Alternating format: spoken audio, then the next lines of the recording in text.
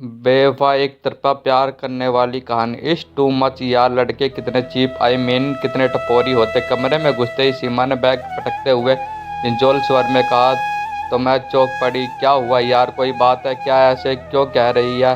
और क्या कहूँ प्रिया, आज विभा मिली थी, तेरी पहली रूममेट। हाँ यार, उसके साथ जो हुआ मैं तो सोच भी नहीं सकती। कोई ऐसा कैसे कर सकता है? कुछ बताएगी भी? या ले पहले पानी पी, शांत हो जा, फिर कुछ कहना। मैंने बोतल उसकी तरफ उछाली। वह पलंग पर बैठते हुए बोली, विभा कह रही थी उसका बॉयफ्रेंड आजकल बड़ी बेशर्मी से किसी दूसरी गर्लफ्रेंड के साथ घूम रहा है। जब विभा ने ऐतराज जताया तो कहता है तुझे से बोर हो गया हूँ, कुछ नया चाहिए, तू भी किसी और को पटा ले। प्रिया, मैं जानती हूँ तेरी तरह विभा भी वन मैन वुमेन थी, कितना प्यार करती थी उसे। और वह लफंगा सच, लड़के लड़के होते ही ऐसे, पर तू सारे लड़कों को एक जैसा क्यों समझ रही है? सब एक से तो नहीं होते।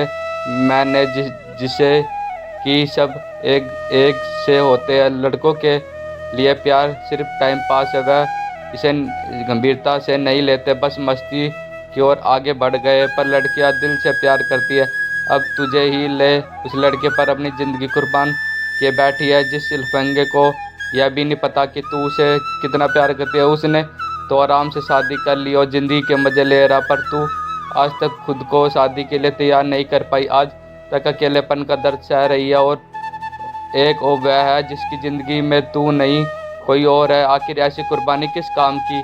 मैंने टोका, एक्सक्यूज मी, मैंने किसी के लिए ज़िंदगी कुर्बान नहीं की। मैं तो यो भी शादी नहीं करना चाहती थी, बस जीवन का एक मकसद था कि अपने पैरों पर खड़ा होना, क्रिएटिव काम करना, वही कर रही हूँ। और जहाँ तक बात प्यार की है, तो मैंने प्यार किया था क्योंकि मेरा दिल उसे चाहता था, इससे मुझे खुशी मिली। पर मैंने उस वक्त भी यह ज़रूर नहीं समझा कि इस कोमल एहसास को मैं दूसरों के साथ कैसे बांटूं, डोल पीटूं कि मैं प्यार करती हूँ। बस कुछ यादें सजो कर मैं आगे बढ़ चुकी है। फिर क्यों अब कोई पसंद आता है तो कहीं ना कहीं मुझे उस पर अमर का अक्स नज़र आता है।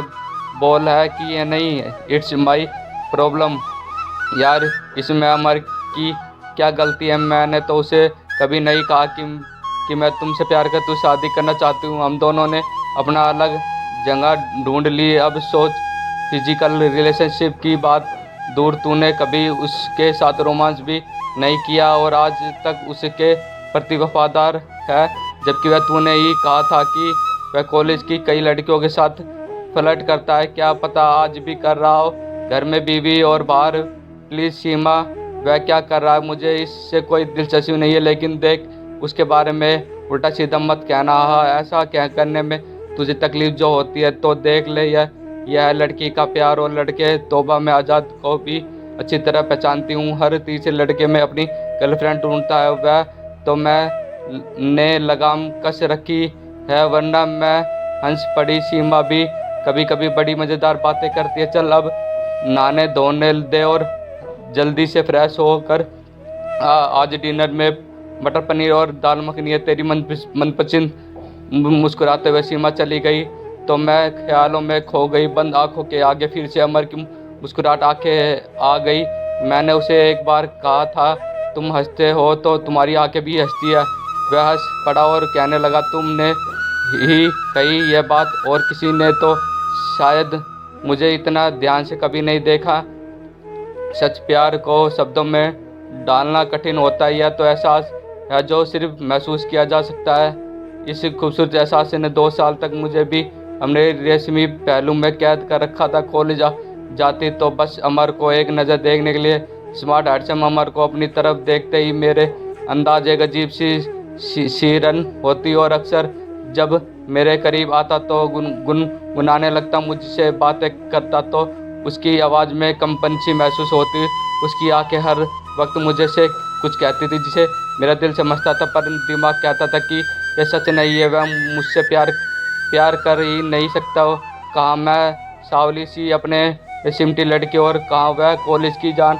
पर अपने दिल पर एतबार तब हुआ जब एक दिन उसके सबसे करीब दोस्तों ने कहा कि अमर तो सिर्फ तुम देखने को कॉलेज आता है। मैं अजीब सी खुश फहमी में डूब गई, पर सिर्फ खुद को समझने लगी कि यह सही नहीं है, हमारी जोड़ी जमेगी नहीं और फिर शादी मेरी मंजिल नहीं है। मुझे तो कुछ करना है जीवन में, इसलिए मैं उससे दूर बढ़ने की कोशिश करने लगी। पर छोड़ने के लिए कई दफ़ा उसने लिफ्ट देनी चाहिए पर मैं हमेशा इनकार कर देती। वह मुझसे बातें करने आता तो मैं घर जाने की जल्दी दिखाती। इसी बीच एक दिन आशा, जो हम दोनों के कॉमन फ्रेंड थी, मेरे घर आई। काफ़ी देर तक हम दोनों ने बहुत सी बातें की।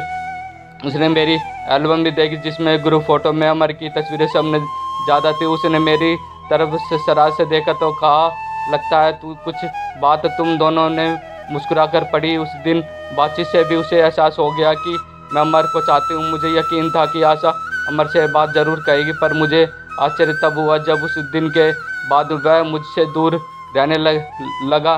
मैं समझ गया कि अमर को यह बात बुरी लगी, सो मैंने भी उस दूरी को पाटने की कोशिश की।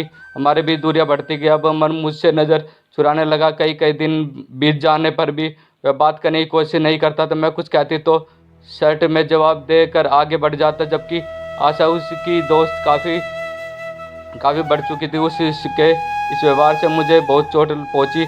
भले ही पहले मैं खुद उससे दूर होना चाहती थी, पर जब उसने ऐसा किया तो बहुत तकलीफ हुई। इसी बीच मुझे नौकरी मिल गई और मैं अपना शहर छोड़कर यहाँ आ गई, हॉस्टल में रहने लगी। बाद में अपनी एक सहेली की खबर मिली कि अमर की शादी हो गई। इसके बाद मेरे और अमर के बीच कोई संपर्क नहीं रहा। मैं जानती थी उसने कभी भी मुझसे याद नहीं किया और करेगा भी, तो हमारे बीच कोई रिश्ता भी कहाँ था। यह मेरी दीवानगी जिसका दर्द मुझे अच्छा लगता है, इसमें अमर की कोई गलती नहीं। पर सीमा को लगता था कि अमर ने गलत किया। सीमा ही क्यों, मेरे घर वाले भी मेरी दीवानगी से वाकिफ है। मेरी बहन ने साफ कहा था कि तू पागल है, उस लड़कियों को याद करती है जिससे तुझे कोई अहमियत ही नहीं दी। किसी सोच में डूब गई है डियर। नहाकर सीमा आ चुकी। मैं हंस पड़ी। कुछ नहीं, फेसबुक पर किसी दूसरे नाम से अपना अकाउंट खोल रही थी, किसी और नाम से। वजह जानती हूँ मैं, यह अकाउंट सिर्फ एक और सिर्फ अमर को ढूंढने के लिए खोल रही है। जी नहीं, मेरे कई दोस्त हैं जिन्हें ढूंढना है मुझे। मैं तो लैपटॉप बंद करते हुए कहा, तो ढूंढो। लैपटॉप बंद क्यों कर दिया? पहले भोजन सिर्फ मनोरंजन। मैंने प्यार उससे उस पीठ पर दो लगाई। रात 11 बजे जब सीमा सो गई तो मैंने सिर्फ फेसबुक पर लॉगिन किया और अमर का नाम डालकर सर्च कर 8 साल बाद अमर की तस्वीर सामने देखकर यकाकात ही होठों पर मुस्कुराहट आ गई। जल्दी से मैं उसके डिटेल पर पढ़े। अमर ने फेसबुक पर अपना फैमिली फ़ोटो भी डाला था जिसमें उसकी बहन भी थी। कुछ सोचकर मैं उसकी बहन के डिटेल लिए और उसके फेसबुक अकाउंट पर उससे दोस्ती के लिए रिक्वेस्ट डाल दी। 2 दिन बाद देखा तो उसकी बहन निशा ने रिक्वेस्ट स्वीकार कर ली। फिर क्या था, मैं उससे दोस्ती कर ली ताकि अमर के बारे में जानकारी मिलती रहे। वैसे ही बात मैं निशा पर जारी नहीं की और बिल्कुल अजनबी बनकर उससे दोस्ती की। निशा ऑनलाइन अपने बारे में ढेर सारी बातें बताती हुए दिल्ली में ही रहती थी और प्रतियोगिता परीक्षाओं की तैयारी कर रही थी। उससे लाजपत नगर में कमरा किराए पर ले रखा था। जब वह जानबूझकर 2-3 घंटे उससे चैटिंग करती ताकि हमारी दोस्ती गहरी हो सके। एक दिन अपने बर्थडे पर उसने मुझे घर बुलाया तो मैं तुरंत हामी भर दी।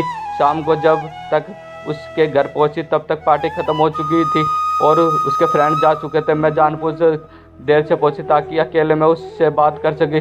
कमरा खूबसूरती से सजा हुआ था। हम दोनों जिगरी दोस्त की तरह मिले और बातें करने लगे। निशा का स्वभाव बहुत कुछ अमर की तरह ही था, चुलबुली, मजाकिया और साफ दिल की थी। बहुत सुंदर भी काफ़ी थी और बातूनी भी। मैं अमर के बारे में कुछ जानना चाहती थी, जबकि निशा अपने बारे में बताए जा रही थी।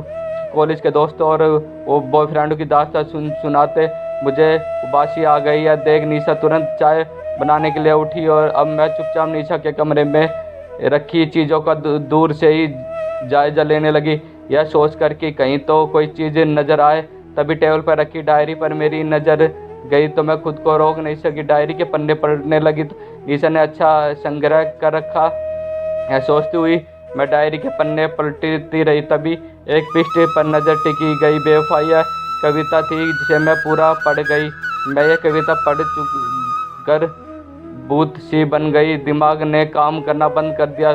तुम्हारी आंखों में हंसी है, यह पंक्ति मेरे आंखों के आगे घूम रही थी। वह बात तो मैं अमर से कही थी, एक नहीं 2-3 बार। तभी चाय लेकर निशा अंदर आ गई। मेरे हाथ में डायरी देकर उसने लपेटते हुए उसे खींचा। मैं यथार्थ में लौट गई, अजीब सी उलझने में थी। नेहा ने हंसते हुए कहा, यार यह डायरी मेरी सबसे अच्छी सहेली है। जब भी मन को छूती हुई पंक्ति या कविता देखते तो उस में लिखा ले। तो उसने फिर से मुझे डायरी पकड़ा दी और बोली, पढ़ो पढ़ो। मैंने तो यो ही छीन ली थी। डायरी के पन्ने पलटती हुई मैं उसी पृष्ठ पर आ गई जहाँ कविता बड़ी अच्छी थी। किसने लिखी है, मैं पूछा। ये कविता निशा मुस्कुराते, मेरे अमर भैया ने, उन्होंने ही लिखी है। पिछली दिवाली के दिन ही बात है। वह चुपचाप बैठे हुए लिख रहे थे। मैं पहुंच गई तो हड़बड़ा गए, दिखाया कि मैं नहीं। बाद में चुपके से देख ली किस पर लिखी है इसकी अच्छी कविता। कौन थी वह?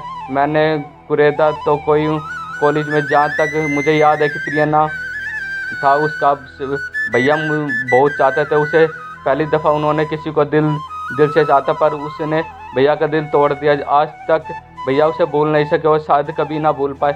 ऊपर से तो बहुत खुश लगते हैं, परिवार है, पत्नी है, बेटा है, पर अंदर दर्द हमेशा उन्हें सलाता रहता है। मैं सब थी क्या सचमुच अमर ने यह कविता मेरे लिए लिखी है? वह मुझे बेवफा समझता है?